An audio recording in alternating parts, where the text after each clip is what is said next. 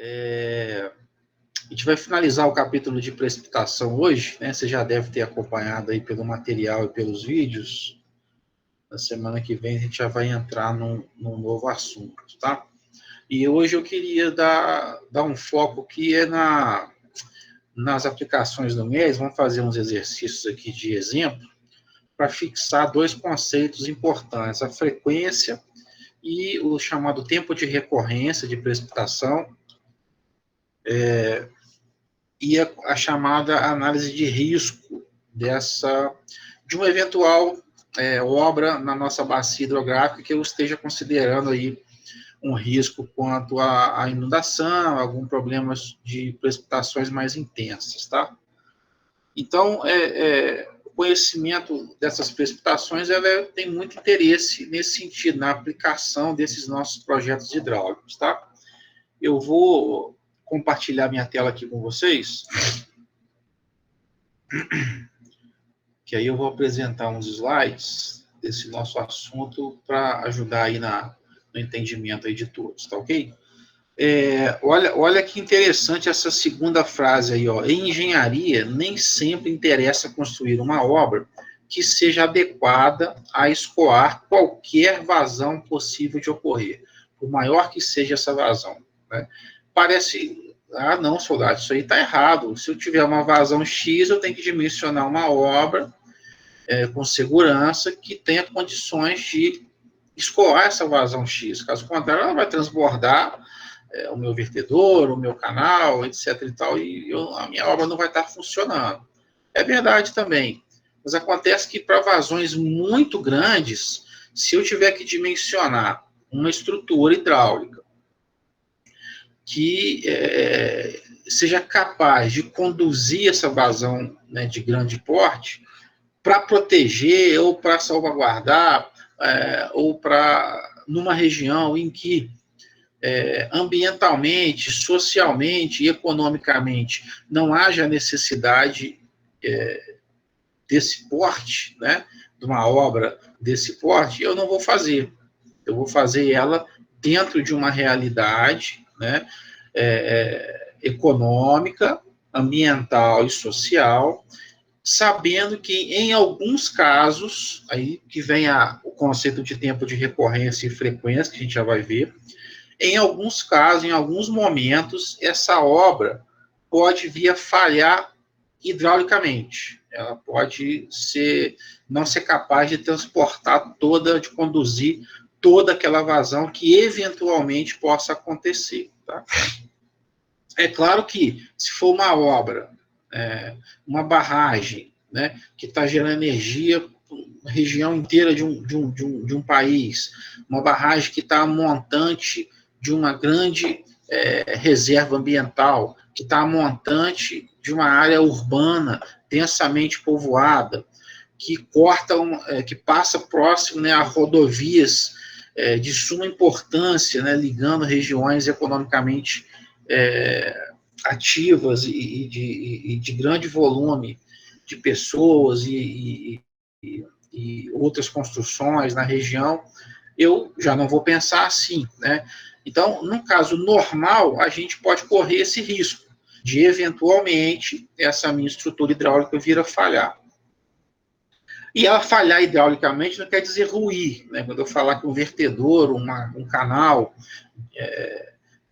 falhou hidraulicamente, quer dizer que ele não foi capaz de conduzir aquela vazão. O vão de uma ponte, por exemplo, que é dimensionado para a água passar sempre por baixo, em uma chuva muito intensa, a água passou por cima do tabuleiro da ponte, ela falhou hidraulicamente, mas depois que a água passou, a ponte estava lá.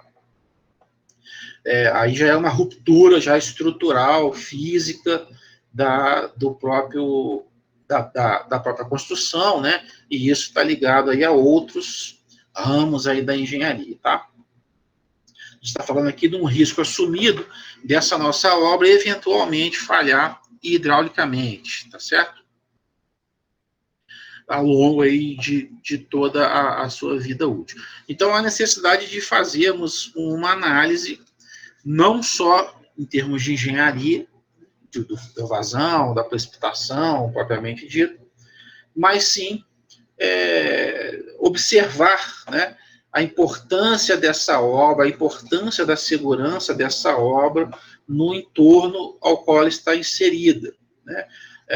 Você está vendo as imagens aí da ruptura de uma rodovia, né, do sistema de drenagem da rodovia que rompeu aqui, ó, é uma rodovia de pista dupla, você está vendo aqui duas pistas em cada sentido, você vê a topografia bem abaulada, né, uma rodovia que aparenta ter uma certa importância regional, né, pelo porte da própria rodovia. Aqui a ruptura também de uma estrutura de drenagem que levou ao colapso aqui de toda essa via, mas você já observa que é uma região economicamente menor, né, um movimento econômico menor do que a da direita, mas já está numa área aqui, ó, com matas e tal, ambientalmente talvez seja mais importante que a outra imagem, tá? Então, essa análise passa, se a minha estrutura falhar hidraulicamente de tráfego, qual que é a importância dessa interrupção para a região, né? Eu tenho vias alternativas na região, caso aconteça uma ruptura, né? Quais serão os prejuízos econômicos em virtude, além do prejuízo econômico da estrutura em si, mas para a região, né? Então, faz subestimativa dos custos de reparação, na hipótese dessa obra ser destruída.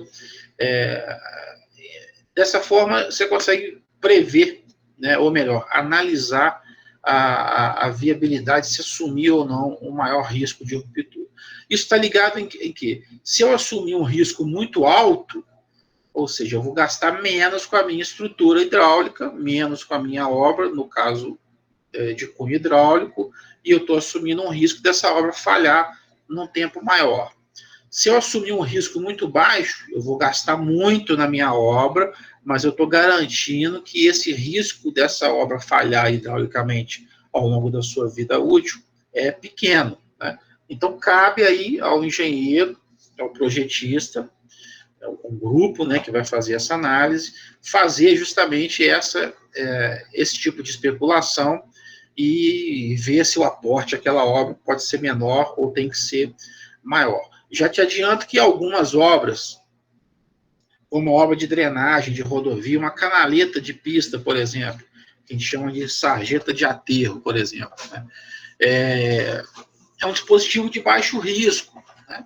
Então, a gente vai trabalhar com chuvas de intensidade menores, de forma que essa estruturazinha hidráulica fica de menor porte, né? Agora, eu vou trabalhar com uma obra de um vertedouro de uma barragem, né? Já é uma obra de um vulto muito maior em termos de investimento da própria barragem em si, né? Então, não vai ser no vertedouro da barragem que eu vou economizar. Eu vou trabalhar com o vertedouro o mais seguro possível, vou trabalhar com chuvas de alta intensidade, consequentemente, eu vou ter um aporte financeiro maior na construção dessa estrutura, tá? Então, a gente tem que balizar todas essas condições externas, extras à obra propriamente dita, para ver qual será o aporte financeiro nesse tipo de dispositivo, tá? Bom, então, a primeira coisa que a gente tem que analisar é a chamada frequência. Com que frequência que uma determinada chuva de intensidade X ocorre naquela região? Uma chuva de intensidade X ocorre todo ano?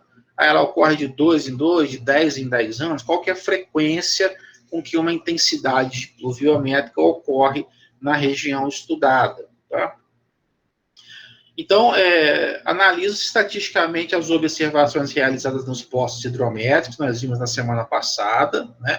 Esses dados coletados por pluviógrafos nessas estações, né? A gente vai acumulando essas informações de forma que eu possa trabalhar estatisticamente com elas depois, né? Então, verifique-se com que frequência elas assumem tal magnitude e avalie as probabilidades teóricas dessas chuvas se repetirem, né? Elas têm a ocorrência constante. Então, os dados observados são ordenados de ordem decrescente. Eu coloco da chuva mais intensa para menos intensa. Então, o número 1 da minha tabela é a chuva mais intensa daquele número, daqueles dados que eu tenho observado, né? A número 2 é a segunda chuva mais intensa, e assim vai, e chamo de frequência, né, com qual evento que eu estou trabalhando foi igualado ou foi superado, o F sendo igual a um M, o M é justamente essa ordem, se ela é a primeira, a segunda, a terceira, esse é o valor do número M, que a gente chama. Eu vou fazer um exercício de aplicação já já. E o número N seria o número de anos que eu tenho de observação, seria o total da minha tabela de observações. Então, isso seria a chamada frequência com que um dado evento pluviométrico ocorre naquela região. O tempo de recorrência, ele é parecido, né? Então, considerando a frequência uma boa estimativa da probabilidade teórica e definindo o tempo de recorrência, ele foi definido assim: intervalo médio em anos em que poderá ocorrer ou ser superado um dado evento pluviométrico. Então, se falar com você que o tempo de recorrência de uma chuva de intensidade de 120 milímetros por dia de 10 anos na região de Juiz de Fora. Então, o que eu estou falando para você é que essa chuva de 120 pode ocorrer ou ser superada a cada 10 anos. O que não impede dela ocorrer em 2 dias seguidos, num mês e ocorrer logo no outro mês, em um ano e ocorrer logo no outro ano. Por quê? Trata-se de eventos naturais, né? Então, é uma previsão matemática, estatística, baseada em dados reais coletados ao longo aí de um grande período, um pretérito, né? Em que, baseado no que ocorreu no passado, a gente estima que vai acontecer dessa forma. Mas pode ter uma chuva em 2 dias seguidos com a mesma intensidade, né? Isso, a natureza, as condições ambientais e a natureza que comandam, tá certo? Então, o tempo de recorrência, a gente considera ele como o inverso da frequência. Se a frequência era M sobre N, o tempo de recorrência é o N, número total de dados observados, dividido pelo M, que é a ordem da precipitação que eu estou buscando com uma intensidade de chuva estudada. Tá certo? Quem tiver pergunta aí, é só chamar. Hoje eu estou com uma irritação nos olhos. Deve ser... Não, Covid não, me ajuda. Muito bem, Covid não dá isso não, né, gente? Covid dá perda de paladar e olfato. Muito bem. Outra possibilidade a considerar é de que um certo fenômeno se repita ou não, com certa intensidade, pelo menos uma vez dentro de N anos, parecido com o que a gente falou sobre o tempo de recorrência, né? Esse tipo de estudo é particularmente importante quando se analisam eventos para dimensionamento de estruturas hidráulicas de proteção. Sempre que eu for dimensionar alguma estrutura hidráulica de proteção, e o vertedor que eu dei o exemplo é um deles, nós temos que trabalhar com eventos máximos, chuvas máximas, tirante máximo de enchente, vazões máximas de escoamento, tá? Porque eu quero proteger uma certa estrutura, uma certa obra, com essa estrutura de proteção que eu vou inserir ali na obra, e o que me interessa, nesse caso, são eventos extremos, né? Para uma chuva corriqueira, eu não tenho que proteger nada, a própria bacia hidrográfica vai dar conta na sua drenagem natural de fazer, de absorver isso, né? Seja por escoamento dentro de canais naturais, seja por infiltração e por aí vai, tá? Agora, quando eu vou dimensionar uma estrutura para proteção de uma obra, de uma região, no entorno e tal, de uma instalação, há necessidade de se trabalhar com esses eventos extremos, digamos assim. Nesse caso, então, o valor do tempo de recorrência vai corresponder a um valor extremo da nossa série, né, de dados que a gente coleta com as estações, né? Então, aí sim eu vou pegar valores máximos, tá? Nesses projetos também são considerados fatores econômicos, como a gente já disse, a ociosidade da estrutura, né, se essa mesma for superdimensionada. Então, a gente está trabalhando sempre com essas condições, né, sempre nessa faixa, nesse limite, que eu vou trabalhar com o menor custo que eu puder, mas com a menor ociosidade também, né? Aconteceu um caso engraçado com um ex-aluno de uma outra universidade que eu trabalhei antes de vir para cá, que ele trabalhava como encarregado de obra e à noite ele fazia o curso de engenharia. E eles estavam justamente fazendo umas alterações, umas ampliações em alguns pontilhões de uma rodovia lá na região que eu trabalhava. A rodovia estava sendo toda reformada e tal, tinham que fazer umas obras, umas ampliações em alguns pontilhões lá, pontes e pontilhões.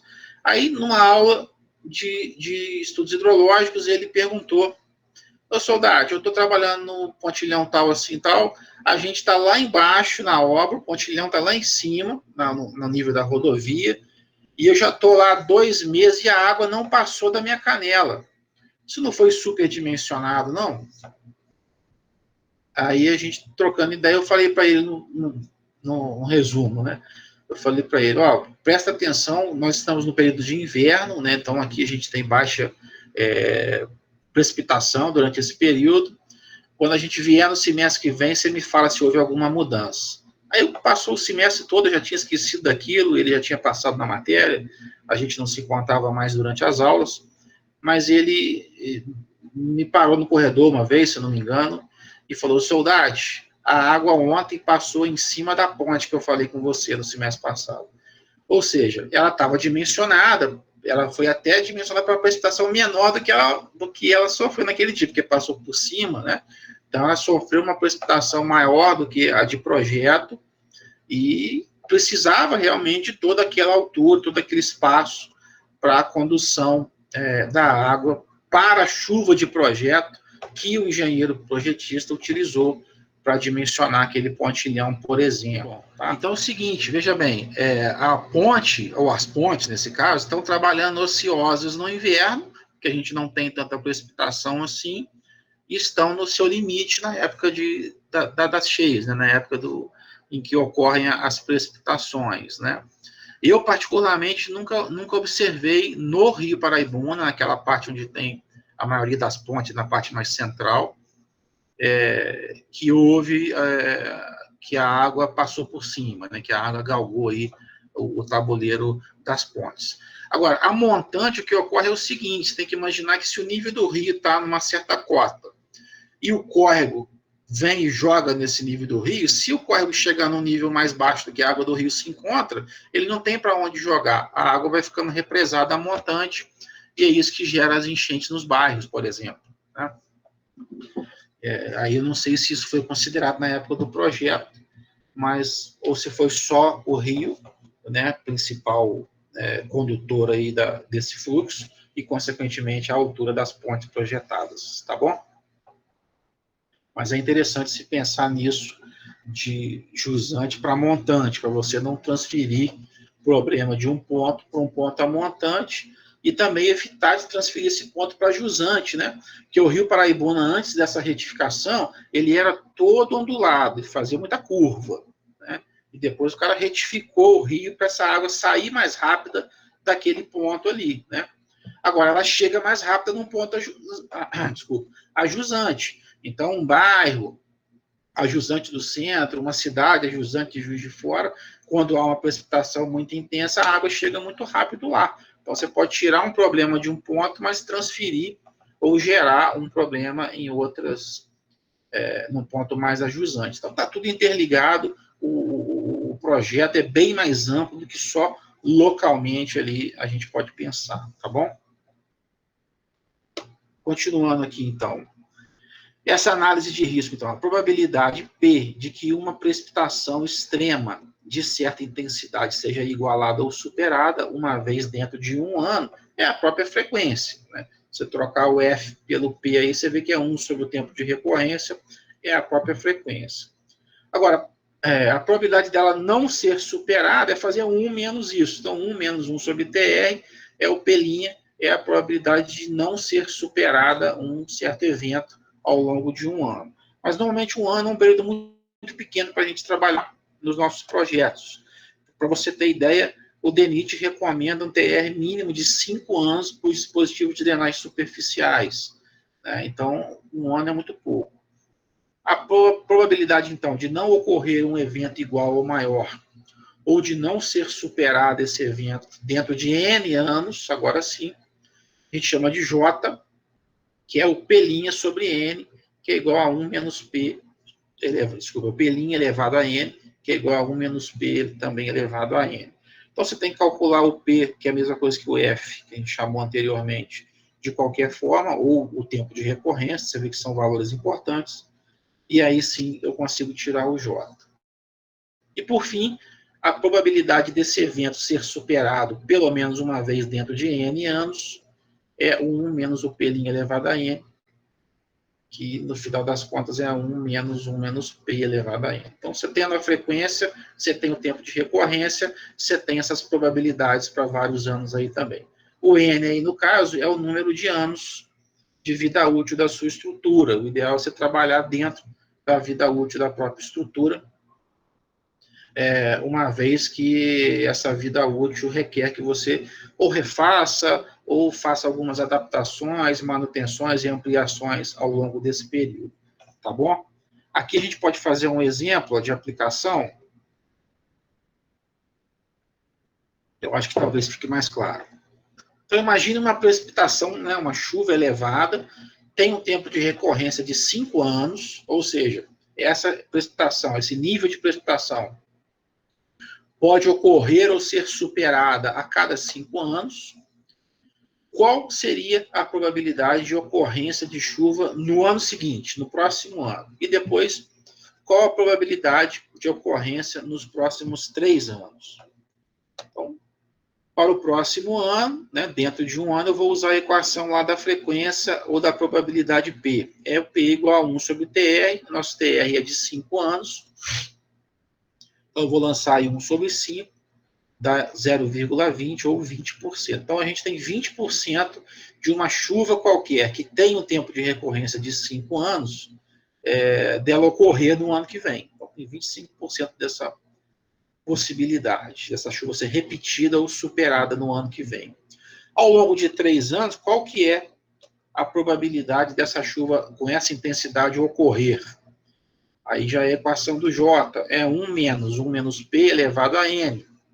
O P a gente acabou de calcular, que é o 0,20, e o N é o número de anos em que eu estou querendo saber essa probabilidade. Então, eu lanço ali 1 menos 0,20 elevado a 3, dá aí 0,488, ou 48,8%. Então, eu tenho 20% de probabilidade dessa chuva com essa intensidade, que tem um TR de 5 anos, ocorrer no ano que vem, e ao longo dos 3 anos ela tem 48,8% de chance de se repetir ou de ser superada. Ficou mais claro agora, pessoal? Da onde vem essa análise e o porquê?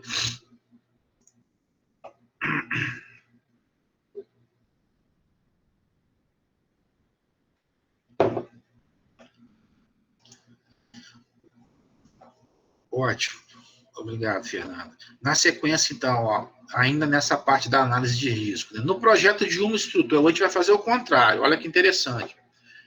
No projeto de uma estrutura de proteção contra enchentes, deseja-se correr um risco de ruptura de 22% para uma vida útil de 50 anos. Então, agora, as premissas partiram do projeto. Eu não estou analisando o que está acontecendo com a precipitação naquela região. Eu tenho um projeto que eu quero assumir um risco de, no máximo, 22%, né, dele ser superado, daquela enchente ser maior do que ele pode comportar, ao longo da vida útil dessa estrutura, que é de 50 anos.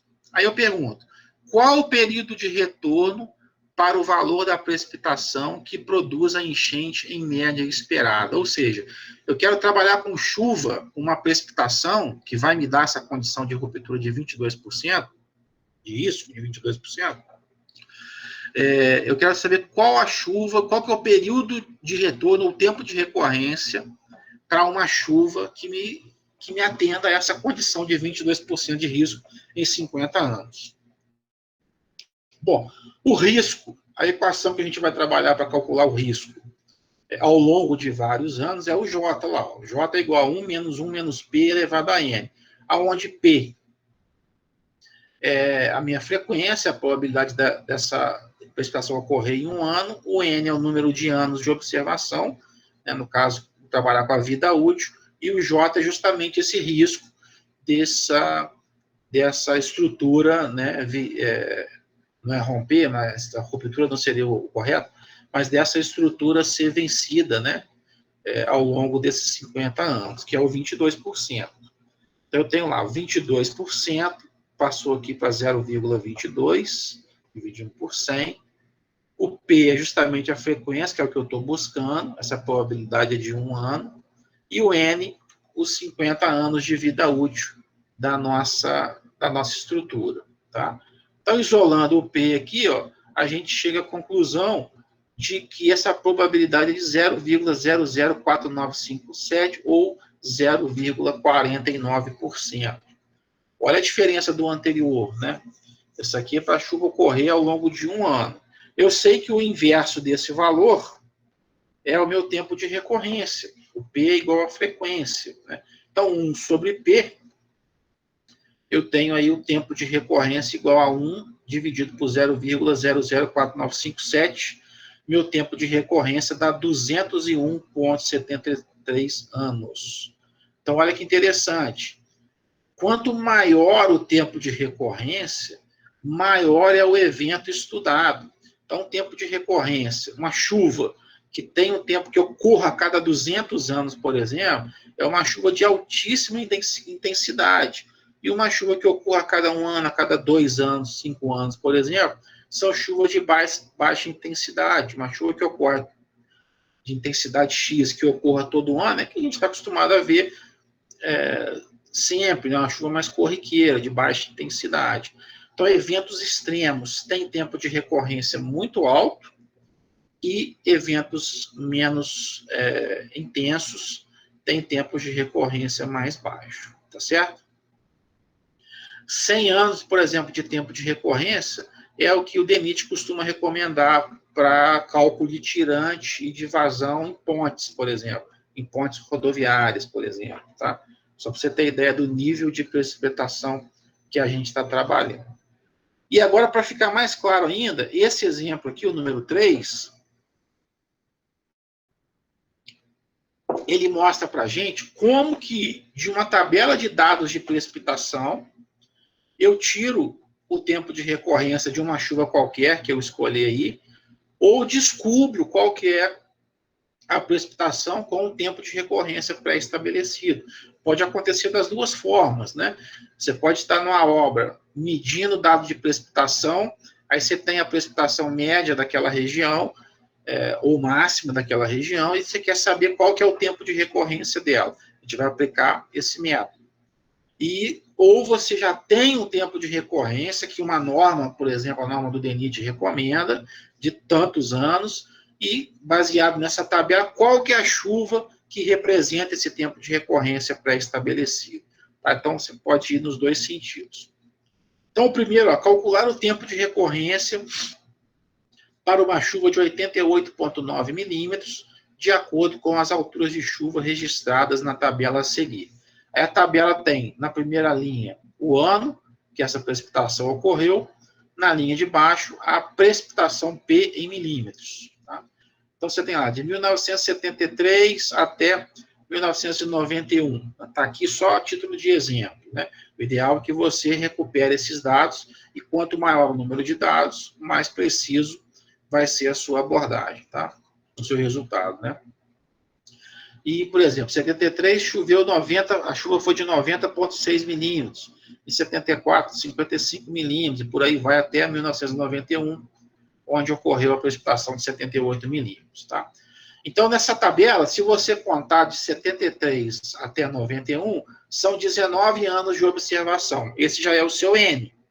O número de dados que você tem, no caso, o número de observações de precipitações aqui no nosso caso, já é o seu N, tá? Então, 19 anos, certo? O M é a ordem do dado estudado. Eu tenho que ordenar essa minha tabela da maior para a menor chuva, colocar em termos de precipitações em ordem decrescente. Então, está aqui a minha precipitação 1, se você voltar aqui na tabela, 90, 120, 125, 129, 129. Então, o 129 é a ordem 1. M igual a 1 é o 129. Aí a segunda é maior, é o 125, é o M2. Terceira maior, quarta, e assim vou até 19. Então, você está ordenando da chuva mais intensa para a menos intensa. Tá certo? Atenção quanto a isso, o pessoal dá data para errar isso na prova, de inverter. É ordem decrescente, ok?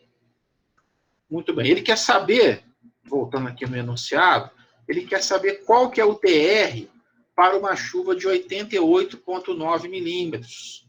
Então, a gente vai na nossa ordenação aqui, ó, e acha a chuva 88,9. Está ali, ó. 88,9 dessa nossa tabela, ela é a 9ª maior precipitação que ocorreu ao longo desses anos. Certo? Então, ela é a chuva de ordem M igual a 9. Aí eu vou na minha equação do TR. O N é 19, que é o número total de anos de observação, dividido pela ordem da chuva que eu estou estudando, que é a 9, a 9ª maior chuva em ordem decrescente da minha tabela. E calculo 19 dividido por 9 dá 2,11 anos. 2 anos, 1 mês e 9,6 dias. Então, essa chuva de 88,9, ela, teoricamente, tem uma probabilidade de se repetir ou ser superada a cada 2,11 anos nessa nossa região. Tá certo? Essa aqui é a ideia de como calcular o TR. Eu poderia fazer o contrário, acho que não tem um exemplo aqui, mas eu poderia pegar um TR de 5 anos, ó, eu vou dimensionar sistema de drenagem da rodovia dessa região, e o DENIT recomenda que a precipitação usada para o cálculo das vazões e dimensionamento dos dispositivos de drenagem seja uma chuva com TR de 5 anos. Aí eu já sei qual que é o TR, né? Eu entro aqui igual a 5. O 19 eu tenho, que é o número de anos da minha tabela, dessa tabela usada aqui do caso. Eu tenho que achar o M. Aí eu calculo o M, volto aqui na minha ordem, vejo qual que é o M. Vamos supor que deu 5. O M deu 5, então a chuva que eu vou trabalhar no meu projeto é uma chuva de 110 milímetros. E baseado nessa chuva, eu vou calcular vazões e por aí, dimensionar os dispositivos e por aí vai, tá? Então, você pode trabalhar das duas maneiras. Ou eu calculo o TR baseado numa precipitação que eu estou trabalhando, que eu estou estudando, ou eu determino uma precipitação baseada num TR que a norma me indica, certo? Professor? Pode falar. E quando dá número quebrado? Aí eu faço um arredondamento? Como que é esse arredondamento? Não, excelente pergunta. Olha só, olhando para essa nossa ordenação, né, vamos supor que deu aí um TR igual a 5,5. Para ficar bem no meio mesmo, para gerar dúvida mesmo. Se ficar 5,4, vou puxar para 5. Se ficar 5,6, vou puxar para 6. Mas deu 5,5. Se você observar o critério da segurança, se você arredondar o M para cima, você vai estar trabalhando com uma chuva o quê? Menos intensa, correto? Correto. Se eu arredondar para baixo o M, eu estou trabalhando com uma chuva mais intensa. Você está a favor da segurança. Então, normalmente, quando dá um número quebrado, a não ser que dê 5,9, né, por exemplo, aí você poderia adotar 6. Mas você está trabalhando com chuvas de intensidade maior, consequentemente, você vai dimensionar uma estrutura que comporte uma chuva mais intensa e você está indo a favor da segurança. Entendido? Entendi. Perfeito. Beleza. Tá ótimo. Então, aqui eu faço alguns comentários sobre a variação da intensidade com a duração de chuva, tá?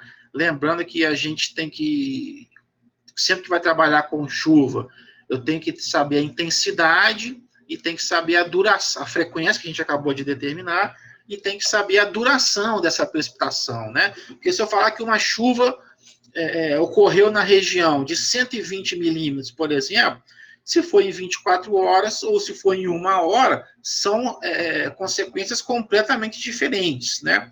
Então, chuva a gente trabalha sempre com a intensidade, a frequência e a duração, tá? São 3 dados primordiais aí para se trabalhar com precipitações, tá? Depois você dá uma lida com calma aí e tira qualquer dúvida comigo. É o que eu estava falando, para projetos de obras hidráulicas, tais como vertedores e barragens, sistemas de drenagem, galerias pluviais, dimensionamento de bueiros, conservação de solos, entre outros, é de fundamental importância conhecer as grandezas que caracterizam as precipitações, que são a intensidade, a duração e frequência. A gente resume como IDF, tá? Diretamente aí das primeiras letras dessas 3 características, tá? A precipitação máxima ela é entendida como a ocorrência extrema, com uma certa duração e com uma distribuição temporal, com a frequência, né? E ela é máxima porque ela é crítica para uma bacia hidrográfica, certo? Essa equação aqui, a gente consegue exprimir, né, ou tirar as chamadas precipitações com intensidade máxima para uma bacia. Ela faz aí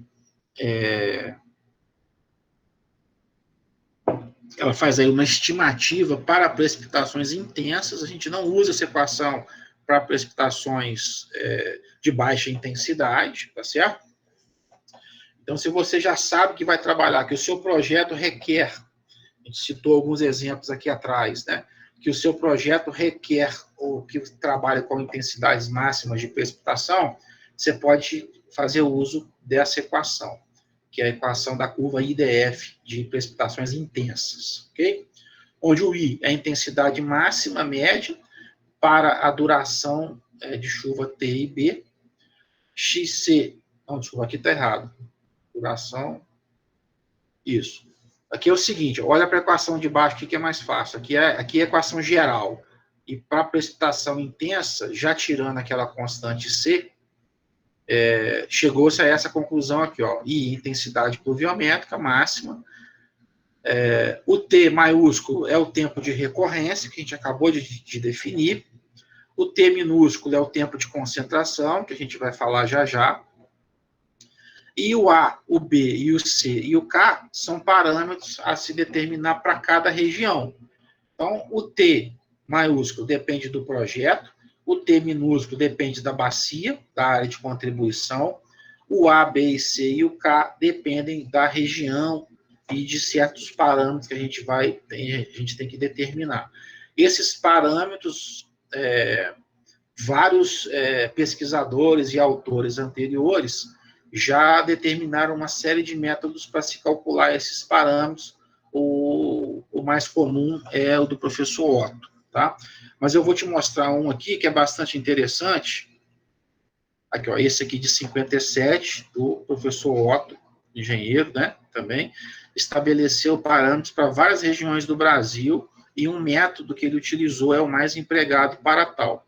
Aqui o exemplo de algumas equações, a de BH, só para você comparar as equações de Belo Horizonte com a do Rio, por exemplo, né, região litorânea e região interiorana.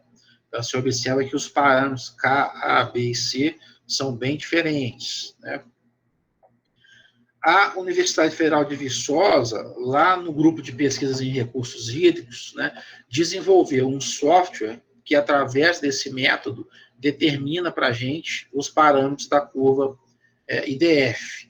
Então, lá você já entra ou com as coordenadas ou com a localidade, né? O programa tem lá um menu drop-down que você baixa lá com as localidades do Brasil inteiro. Tem muito, cada vez eles vão ampliando isso também, mas já tem muita região, tá? Se não tiver exatamente onde você quer, é ideal que você pegue uns 3 ou 4 valores próximos e tente fazer aí uma média. E calculei para Juiz de Fora, só para você ter ideia e poder comparar com as equações anteriores também. Deu aí o K igual a 3.000, o A 0,173, o B 23,965 e o Czinho igual a 0,960. A equação de Juiz de Fora montada fica aqui, ó. Então, você vai trabalhar com chuvas intensas para dimensionar aí alguma obra hidráulica aqui na região, na cidade, você entra só com o TR do seu projeto, o tempo de concentração da sua bacia e trabalha com a chuva intensa aí, que essa equação calcular para você, tá certo? Esse software você baixa gratuitamente lá no site do GPRH da UFV.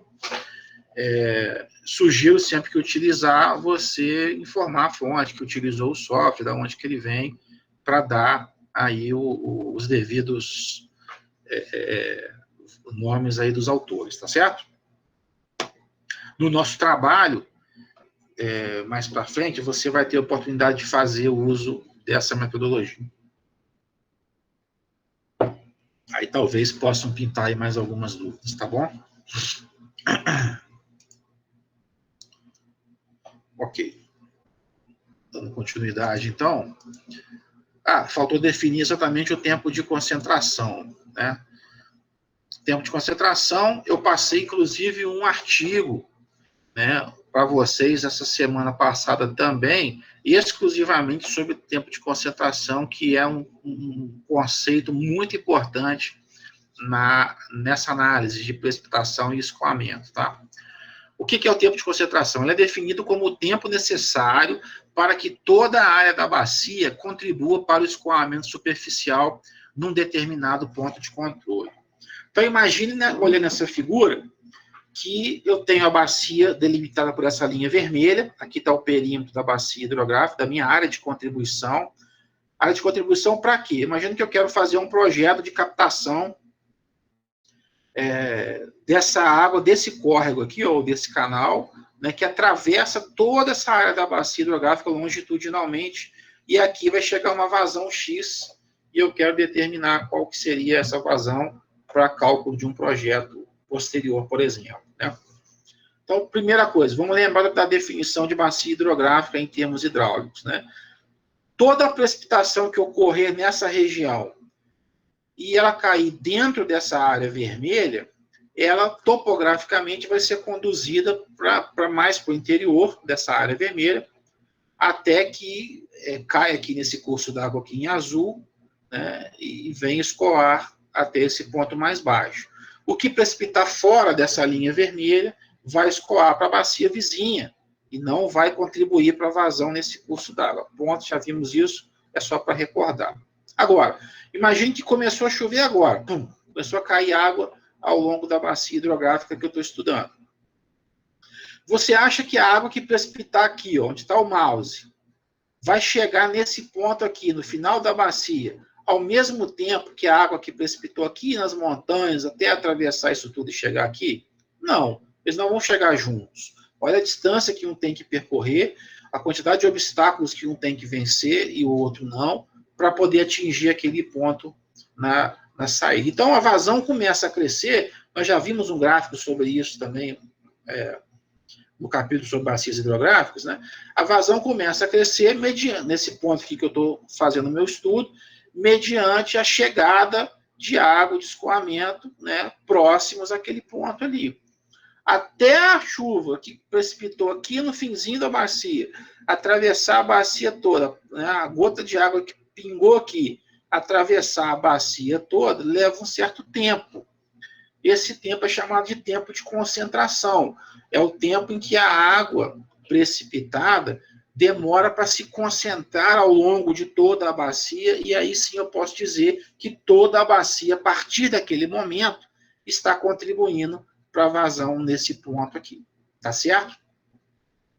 Então, na prática, é o tempo que leva para que a água que choveu no ponto da bacia hidrográfica mais distante da foz, mais distante do ponto de saída ou do ponto de estudo, possa chegar lá, tá?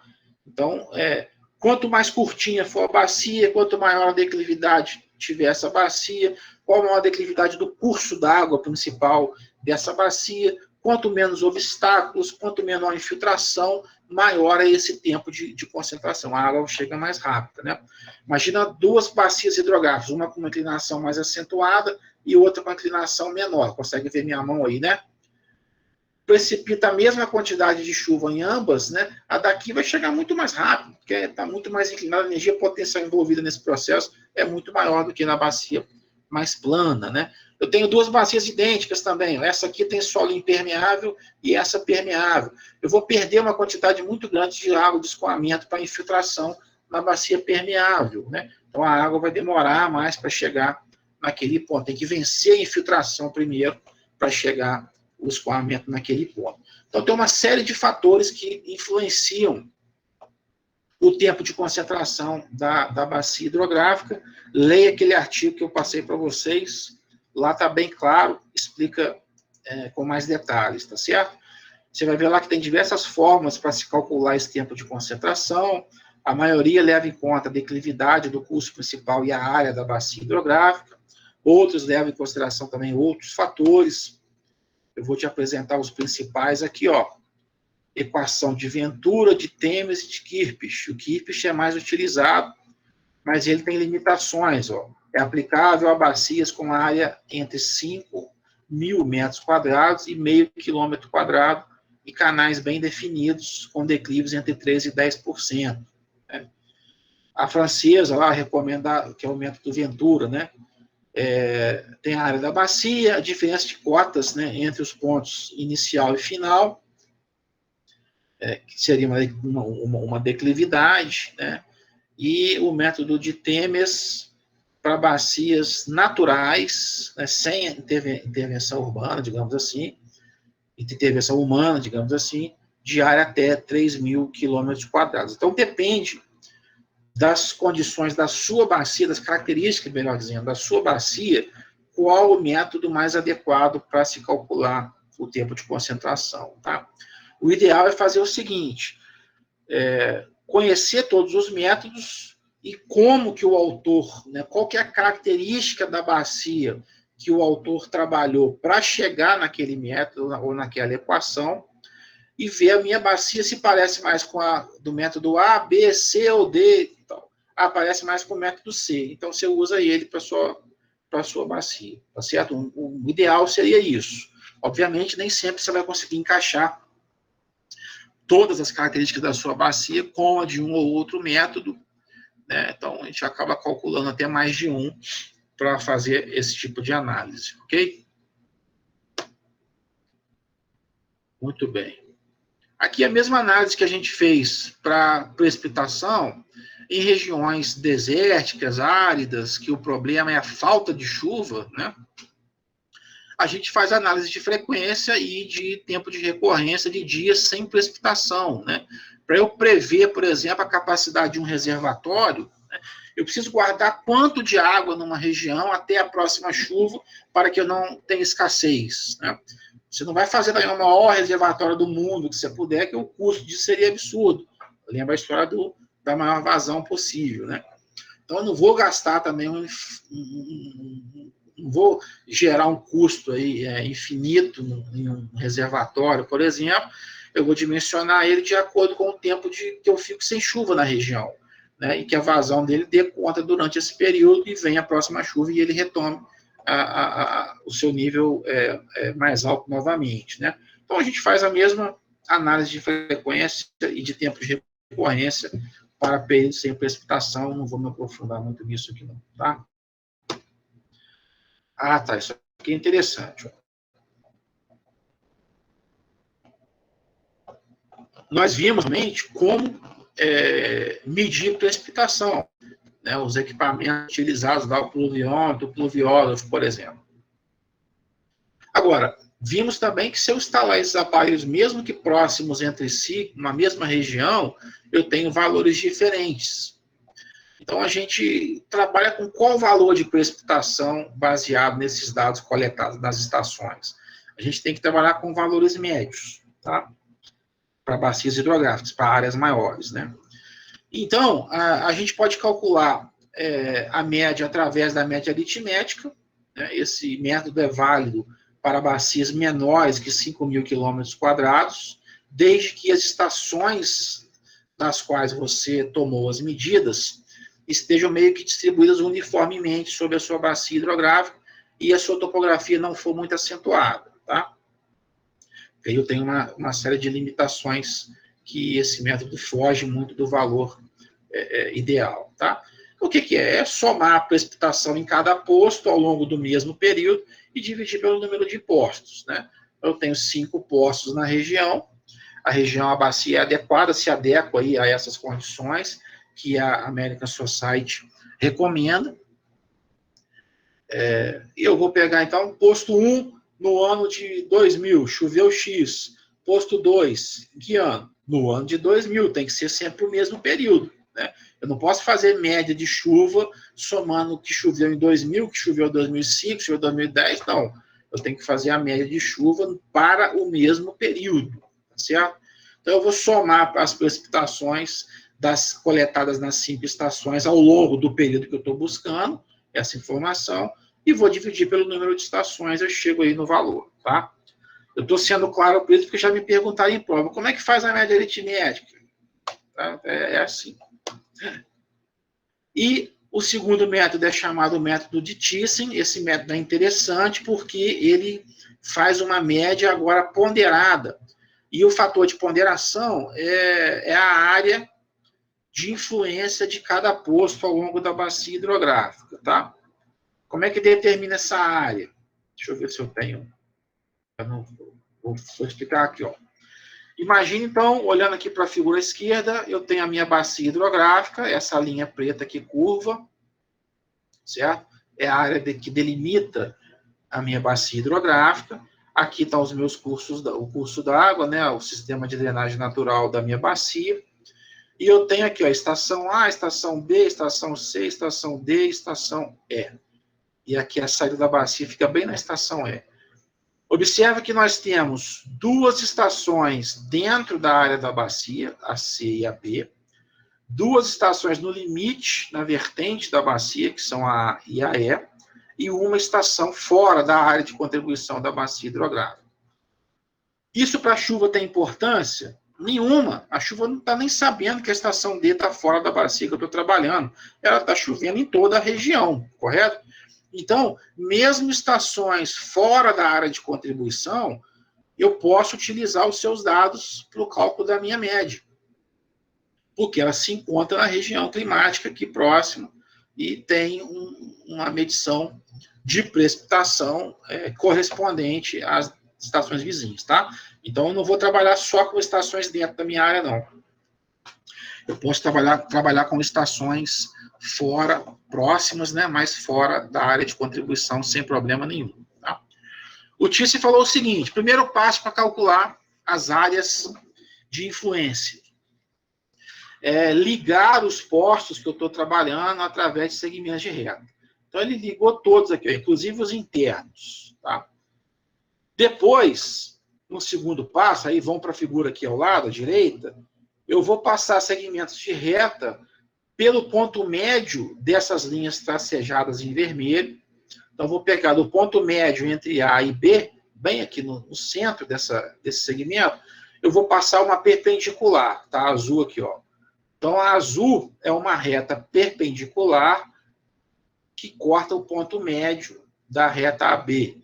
Depois, eu vou passar uma que corta o ponto médio da AC, ponto médio da CE, ponto médio da ED, ponto médio da BD e por aí vai, tá certo? E vou fazer o seguinte, eu vou prolongar esses segmentos até o limite da minha bacia, tá aqui, ó, ele pode cortar ele aqui, e até eles se interceptarem na parte interna, em algum momento. É claro que, se eu pegar um desenho da bacia, passar um para cada um de vocês, eu fizer do meu jeito, você fizer do seu, a gente vai ter uma interceptação em um ponto diferente. Aqui, por exemplo, eu poderia vir com esse ponto até aqui e com essa reta até aqui sem essa verticalzinha aqui, ó, sem esse segmento aqui, mais na vertical interior. Eu poderia não utilizar, ele utilizou, não sei porquê. Dando, né, valores de área de influência de cada posto um pouquinho diferente entre o meu e o seu, por exemplo. Entre o que uma pessoa está fazendo e o outro está interpretando, né? No final das contas da média, isso não vai fazer tanta diferença assim. A média ainda vai ficar dentro de um valor, uma ordem de grandeza bacana, uma ordem de grandeza que atenda aí a finalidade desse número. Tá? Por quê? Porque às vezes o meu ficou um pouquinho maior a área D, mas o seu ficou um pouquinho maior a E. Uma área compensa a outra, tá certo? E qual que é a área de contribuição final, então? Ela é limitada pela bacia hidrográfica. Então, a estação A tem uma área de influência limitada por essa linha aqui da bacia e por essas linhas azuis pré-estabelecidas. Então, essa área aqui, ó, da linha em vermelho, seria a área de influência da estação A. É assim, azul claro da estação B, estação C, D, estação E. Tá certo? Aí a equação fala para mim o seguinte: a precipitação média dessa bacia hidrográfica, baseado nos dados dessas 5 estações, é igual ao somatório da precipitação em cada estação vezes a sua respectiva área de contribuição. Então, vou fazer PA vezes a área A, PB vezes a, mais PB vezes a área B, mais PC vezes a área C, mais PD vezes a área D, mais PE vezes a área E. E vou dividir pelo somatório das áreas, ou seja, pela área da bacia hidrográfica. Então, eu vou cortar a área com a área, vai me sobrar uma média da precipitação, só que agora ponderada em relação à área de influência. Tá certo? Eu vou fazer um exemplo também já, mas no nosso trabalho, mais uma vez, você vai ter a oportunidade de fazer essa delimitação de áreas aí, né, que eu acho importante você fazer manualmente, ou no CAD, pode ser, para esse cálculo. E, por fim, a gente tem chamado também o método das isoetas. Lembra que nós definimos isoetas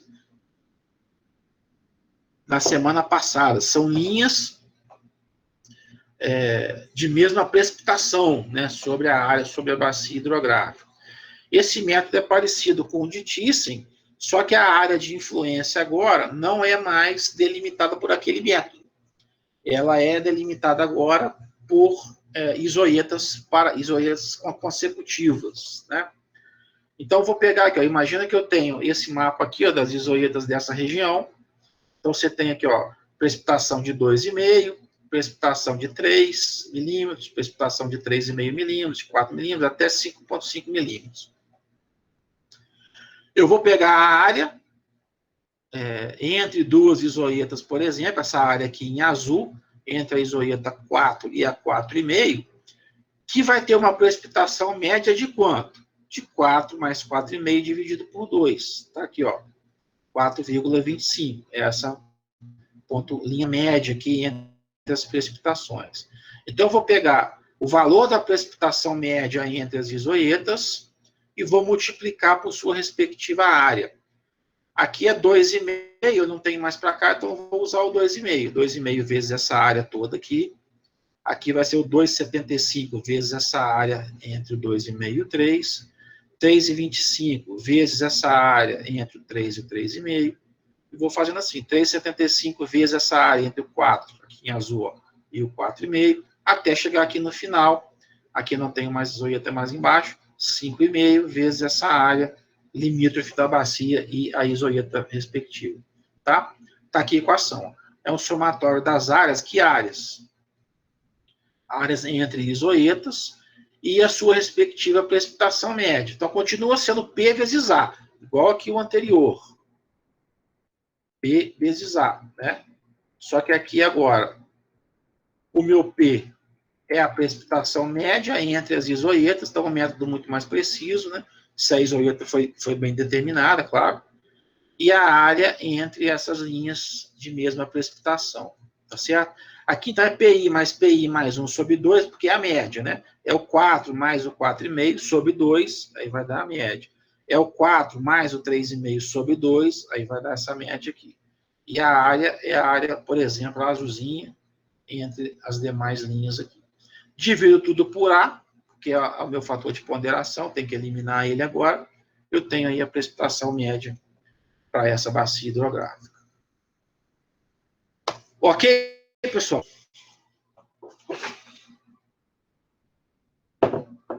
Para encerrar, então, hoje,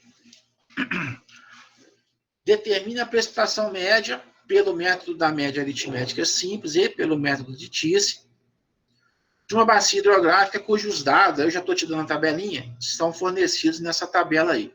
Então, lembra da área, você vai ver lá, ó, se eu tenho 9 estações dentro da minha área, representada aqui pela coluna I, eu tenho a precipitação, né, média ou anual, depende do que você está trabalhando, de cada estação, e tenho a área de influência do método de Thiessen já pré-estabelecida aqui na própria tabela. Lembrando que você vai calcular essa área no seu trabalho aí futuramente, tá?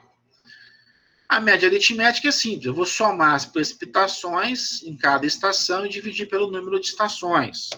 Complementando a tabela aqui, então, ó, somatório das precipitações, é só eu pegar cada valor de precipitação aqui, somar e jogar aqui no final, deu 514,02 milímetros, são 9 estações, 9 parcelas que eu usei nessa soma, eu divido isso por 9, aqui chamou de H, de Haig, né, do inglês, mas podia ser o PM, de precipitação, tá? Você vai ver escrito dessas duas maneiras.